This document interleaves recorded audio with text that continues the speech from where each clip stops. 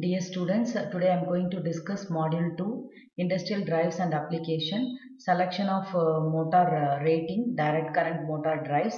Under this module, we are going to discuss about the single phase off control rectifier FET DC drives. So now in this is the circuit diagram of off control single phase off control rectifier. See here, why it is called off control means because during one off cycle, one thyristor will be involved and one diode will be involved. Okay, that's why it is called as a off control rectifier. And here in this off control rectifier, we can do only forward motoring. Reverse braking is not possible. But in single phase fully controlled rectifier, both forward motoring and reverse braking is possible. And during positive off cycle, the thyristor T1 and diode D1 will conduct, and the cycle will be plus Vs T1, and this way, that is motor via D1, and this minus Vs. This is the conduction. And here actually here also we are going to discuss about the continuous conduction waveforms and discontinuous conduction waveforms. Here the continuous armature current is because of your this diode D1 and D2. Here the diode D1 and D2 forms a freewheeling action. How I am telling this is forms a freewheeling action means I will explain. So during positive cycle this will conduct, and here see at alpha, here the thyristor T1 will be fired at an angle of alpha. So when the thyristor is fired at an angle of alpha, your thyristor T1 and D1 will conduct. Okay, and the armature current starts flowing into the circuit. Now the energy will be stored in the inductor, and whenever the cycle goes to zero at pi, okay, at pi, until the firing of the next thyristor T2, we have to make the continuous conduction. That is, the armature current should be continuous. Okay, so for that time, the diode D1 and D2 will be act as a freewheeling. Okay, it will do the freewheeling action. Freewheeling action means during this period pi to pi plus alpha, here the energy which is stored in the inductor will be more than the supply voltage. During that time, what will happen? The upper will be negative and the lower plate will be positive. So that because of this positive, and this diode will get forward bias, and because of this negative, this diode will get forward bias. So the armature current will be flowing in this area. Okay, and during that time your armature voltage will be decreased. Your armature voltage will be decreased. Okay, your armature voltage will be zero, and only your armature current flows into the circuit. This makes your current conduction continuous. Okay, and this is about your continuous conduction of your waveforms. And during so next discontinuous conduction of waveforms. In this, and during discontinuous conduction waveform, here your armature current is not continuous. Your armature current is not continuous. During positive cycle, thyristor T1 and D1 will conduct. Okay, at that time, the current, that is the energy which is stored in the inductor is very less.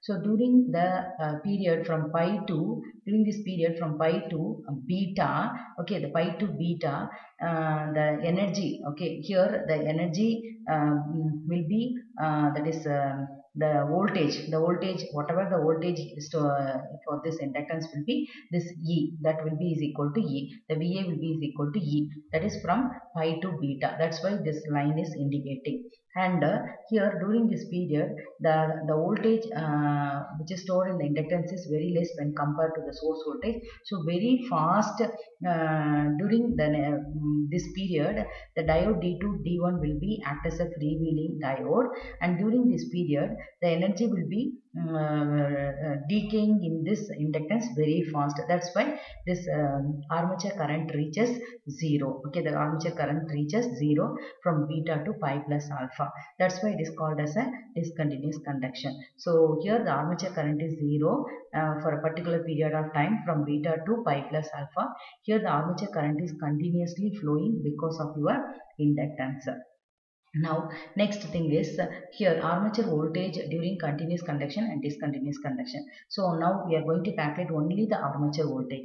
See here VA is equal to 1 by pi. That is alpha to pi. You are going to calculate the armature voltage, and pi to pi plus alpha. This value will be 0. So I am going to calculate only alpha to pi. Okay, VA equal to 1 by pi integration alpha to pi. Vm sin omega t d omega t. Integrate this equation with respect to d omega t. If you integrate this equation, you will get minus cos omega t alpha to pi. And substitute this value alpha to pi, you will get Va equal to Vm divided by pi into 1 plus cos alpha. Here the armature voltage can be varied by varying the firing angle. By varying the firing angle, we can vary the armature voltage. That is nothing but here we can control the armature voltage by varying the firing angle in order to control the speed of the DC motor. Now this for the discontinuous conduction. See, the discontinuous conduction will be VA is equal to 1 by pi alpha to pi, it will be Vm sin omega t d omega t. From beta to pi plus alpha, it will be E into d omega t. Okay, so there will be some continuation will be there. So that's why this integration will be Vm will be constant. So take outside minus alpha to pi sin omega t d omega t plus here E is also constant, take outside beta plus pi plus alpha into d omega t. If you integrate this value, this will be cos omega t, this will be omega t. After substituting this value, you will get Va is equal to 1 by pi Vm 1 plus cos alpha plus E into pi plus alpha minus beta. So this is the armature voltage during discontinuous conduction. This is the armature voltage during continuous conduction. So here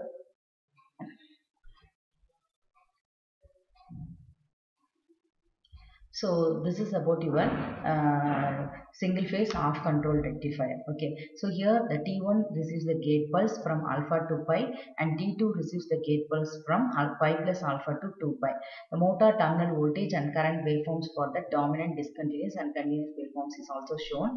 In discontinuous conduction mode, T1 will be fired at alpha and motor gets connected to the source through T1 and D1, that is VA will be equal to Vs. Your source voltage and armature voltage will be equal. The armature current flows through D2, gets a forward bias at pi. Consequently, the armature current freewheels through the path D1 and D2 as I said earlier, and the motor terminal voltage will be 0. The conduction of D2 reverse biases T1 and turns it on. Armature current drops 0 at beta and stays 0 until T2 is fired at pi plus alpha. Similarly, the continuous conduction mode also same thing. Okay, thank you students.